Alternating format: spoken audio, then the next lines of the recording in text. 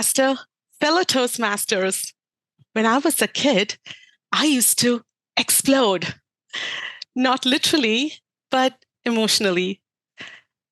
When I was a little girl, I was this sweet, intelligent, funny, and also short tempered. My loved ones, with all great intentions, used to tell me, Sophia, you are an amazing kid, except for that anger. If you can stop being angry, then you're perfect. And I took that to my heart. And I tried my best to never be angry again. Little did I know that suppressing emotions are like pushing this giant beach ball underwater. Eventually, it pops up with full on force and with splash on your face. Not very pretty. Years pass by, decades pass by, and I'm trying to push away not just anger, but also frustration, disappointment, and other big emotions until one day when I came across one of Dr. Brené Brown's book. After reading her first book and her other books, I understood there are more than 60 plus emotions. And we got to think beyond the mad, sad, and glad triad. Every emotion has a purpose. They are like messengers and has come to tell us a very important information. For example, anger says, hey, you violated my boundary. Sadness says, you are missing out on those most important things that you value about. And happiness says, that was fun. We got to do this again, and again. I thought that was agreeable in my mind, but that was not it. When we have big emotions, our brain limits our thinking capacity, let alone decode it. That I thought it would be a piece of cakewalk. So I had to put some tools and system in place. Let me share you a couple of my favorite tools. The number one tool I would like to follow is silence.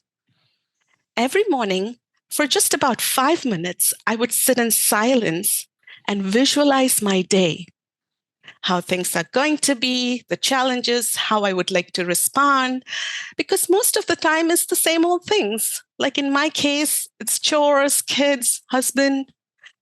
So I would like to rehearse ahead of time. The next favorite tool is journaling. When I put my thoughts on paper, it gives me a complete different perspective. For example, when I wrote, I'm scared when I let my dog out in my backyard, he would get lost. My backyard is fully fenced and he's a 60-pound dog, so there's no way. And I immediately understood that it's my anxiety working overtime. So I just understood I got to decode after I put the tools in place. My life has changed drastically. Let me share you my life example now. Before I understood about emotions, my day-to-day life looked something like this. My son, Jeffrey, loves to play video games. So when he comes home from school, jumps onto that video games, my thoughts go something like this. Did he finish his homework and chores? Why is he playing video games? And I feel so mad.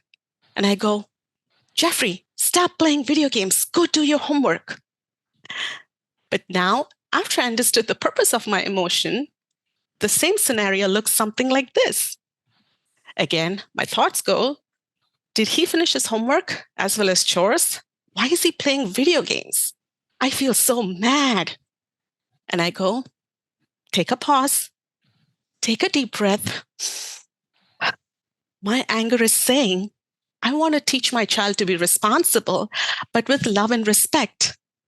So now I go, Jeffrey, video games only after homework and chores, okay? This was okay when it comes to rehearsing ahead and a known scenario. What about situations that's completely unexpected, like traffic jam? I drive to this place very commonly at a certain time, and I predict it's going to just take 5 or 10 minutes.